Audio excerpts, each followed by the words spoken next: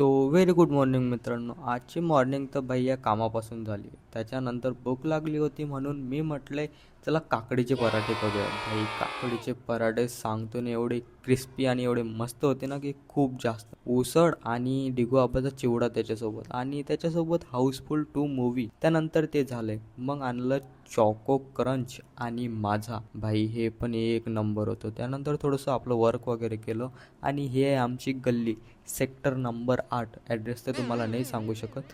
त्यानंतर सायंकाळच्या टाईमला 14 एप्रिलचा इथं कार्यक्रम वगैरे होता. तो पण खूप जास्तच भारी होता. फटाके वगैरे पण फुटत होते चांगले.